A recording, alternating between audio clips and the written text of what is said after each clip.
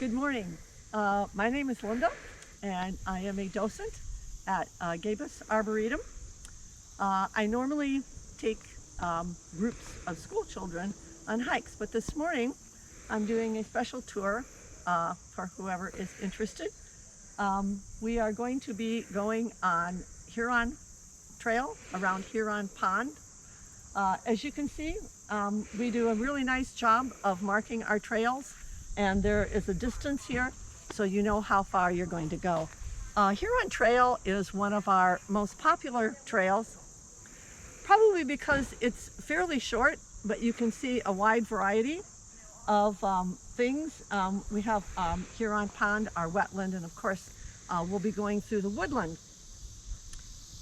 It's also popular because it's a fairly flat trail. It has some mostly mulched areas, so it's well suited for little kids, older people who don't want to hike too terribly long.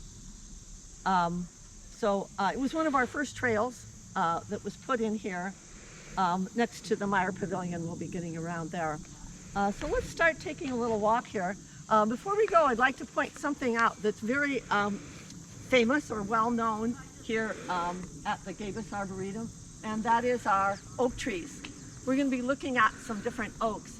This is a good example of one of our most famous types of oaks. We actually have almost 100 different kinds of oaks at the Arboretum. This one is a Bur Oak, and I think it's very special because of certain characteristics that the tree has. This is a fairly young Bur Oak. We're guessing maybe 50 years old. Some of our Bur Oaks live to be 200, 300 years old. But it's what we call a spreading tree. As you can see, the branches spread out. They're also unique. They're what we call the crooked branches. You can see they grow every which way. The kids are always fascinated by the shape of the tree and how the branches grow. The leaves are very lobed, and of course in the fall we have lots of acorns underneath the tree. The bark is also very unique. If you touch the bark, it's very rough, kind of corky.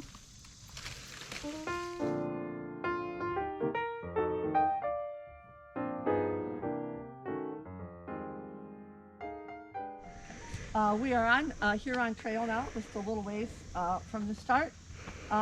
We had a gentleman that worked for us on the maintenance crew a few years back, and he carved this statue, monument if you will, to Rita and Damien Gabis, who are our founders. Rita and Damien had a vision to create a nature area for people who were kind of stuck in an urban culture, and so they took this, what would become the Arboretum. A lot of this was farmland.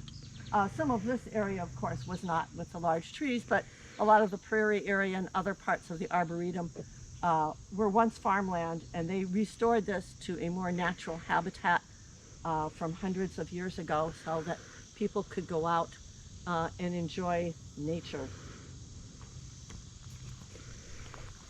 We'll continue walking on the trail. Before we go very far, I want to point out another Bur Oak. This one looks slightly different than the first one we saw, simply because this one is probably 250 years old, maybe even older. And as you can see, it's much larger. You can see the spreading branches. These make great shade trees, and of course the really rough bark, and how huge this tree is. Okay, we'll continue on our walk. You will notice that as we walk through, this is a heavily wooded area, and in the summer this is a great place to spend a little time. It's much cooler in the shade. Our path is nice and flat.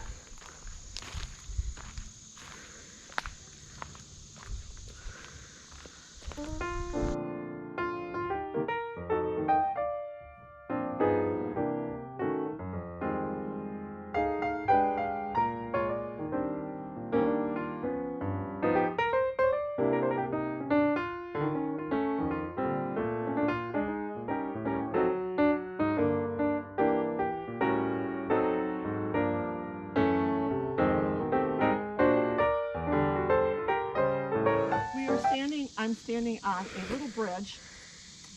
Oh, and I'm seeing a frog right down here. He's making quite a bit of movement here. They're all over the place. I'm standing overlooking Heron Pond, which of course Heron Trail circles Heron Pond. We do have a lot of wildlife here. It's kind of hard to spot from time to time.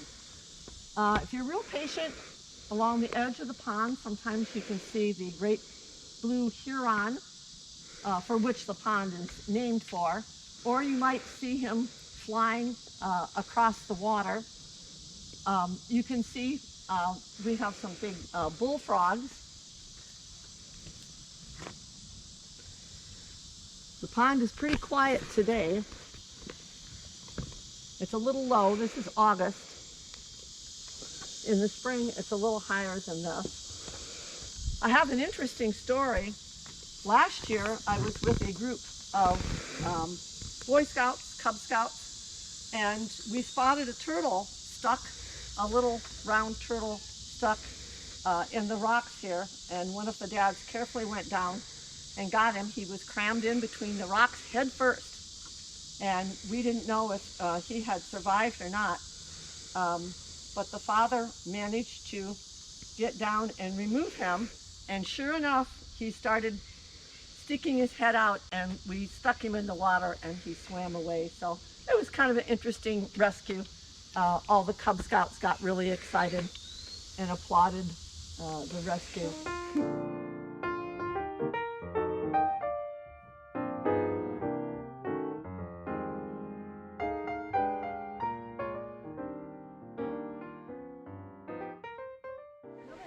Spot along the trail. We're still overlooking Heron Pond. We have a couple of unique trees that are on a small island in the pond. These are our bald cypress. And you would usually find this kind of tree in Florida, although obviously they do grow this far north. It's an unusual tree because it's what we call a deciduous conifer. A conifer, of course, is any tree that has needles. A deciduous tree typically loses its leaves. So a deciduous conifer would simply be a tree that has needles, but they drop them in the fall, like your regular deciduous trees would be. You can see they love water. They also have a unique root structure. At the bottom of the tree, you can see we call them the knees. They're really bumpy root-like extensions that come out a little bit. This helps anchor the tree in more wet soil or water. This is a good spot to search for our great blue heron, but I don't see him today.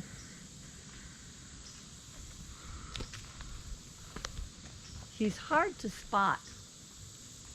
They typically like to spend a lot of time in a very still position looking for different types of food, fish,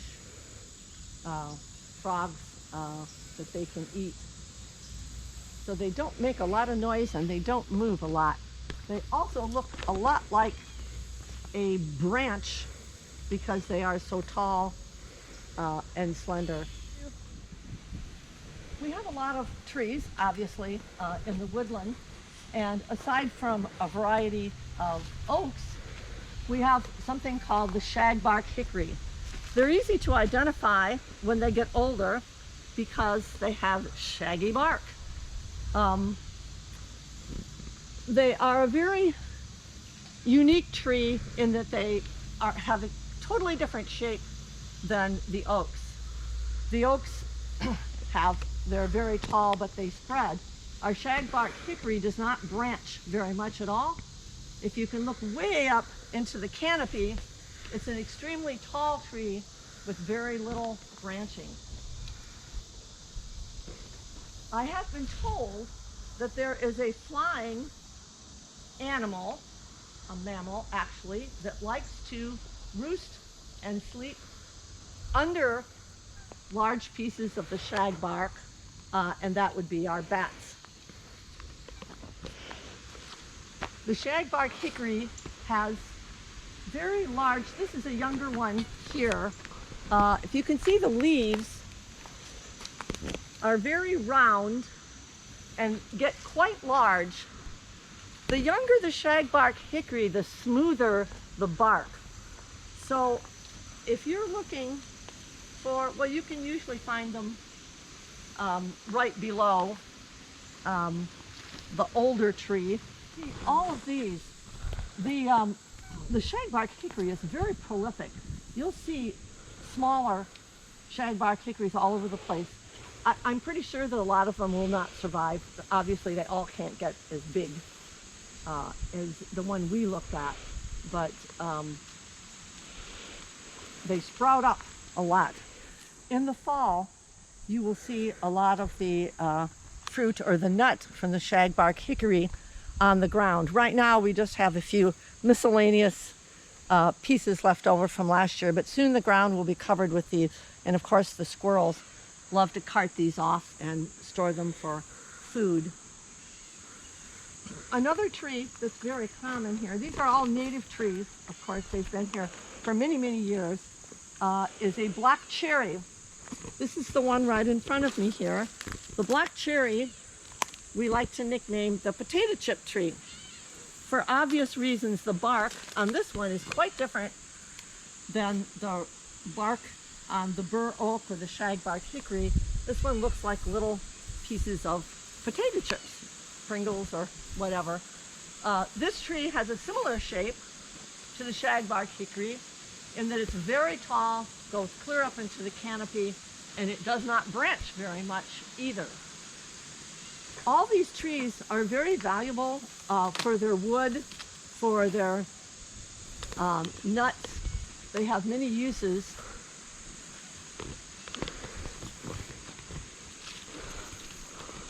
As we go around Heron Trail, you'll see we've kind of reached the junction here, and there's another sign. Owl Trail will go up a slight hill through another part of our woods to the south in the Arboretum.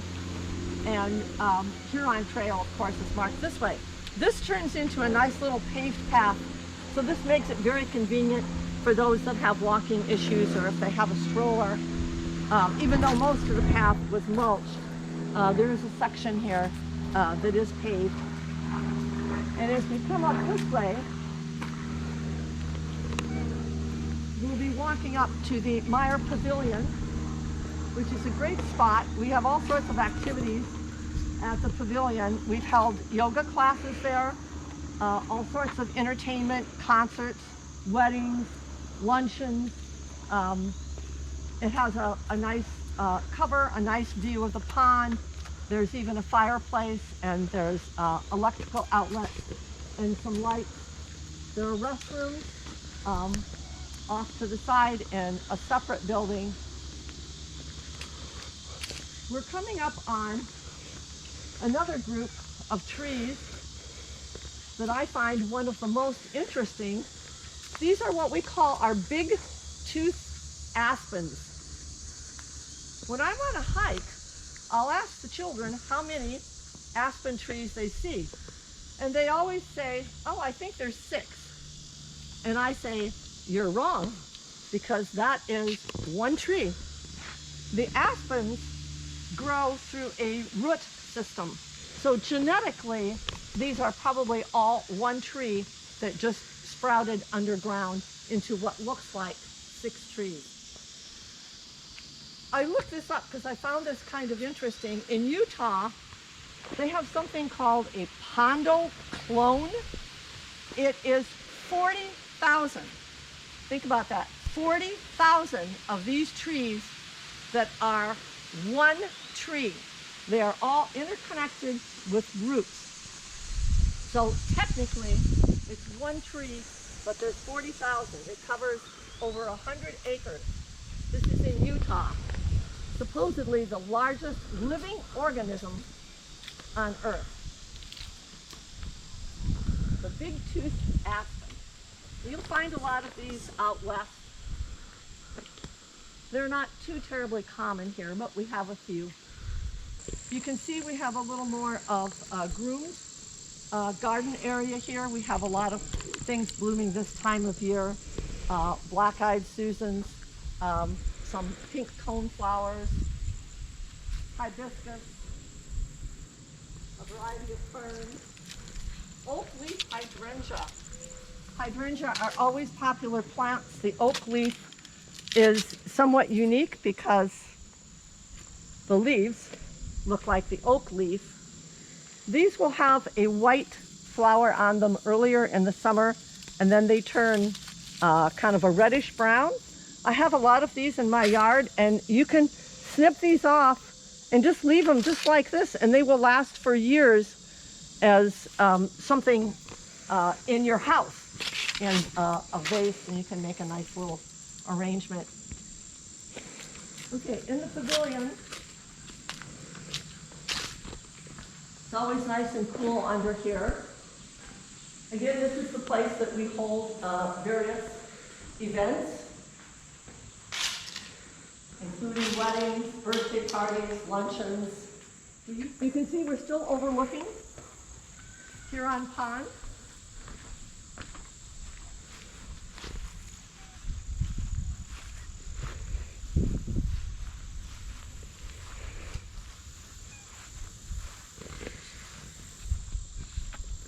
Still searching for that great blue heron.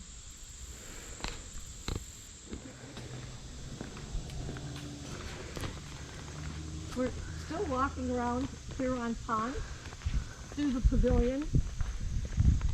We have some lovely white pines here, evergreen. And I believe some spice bushes coming up here on my right. I also have some of these in my yard. They're kind of a pretty tree, bush, large bush actually. And as we come around, you'll notice we're still on a paved walkway. The Arboretum has a variety of benches, places where you can stop and rest and just sit and look at the view. Oh.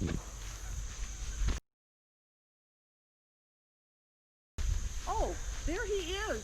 It's our giant blue heron. He came out for us. He's gliding over the water. You can see he has a huge wingspan. He stopped over around the bald cypress. As we finish our walk here, we were successful in our great search for the great blue heron. If you're patient enough here in the Arboretum, you're bound to see all sorts of exciting animal activity. And if you don't see the animals, sometimes you will just see evidence of the animals. Okay, we're back at the little parking lot. That was our tour of Heron Trail and Huron Pond. Thank you for joining me, and have a great day.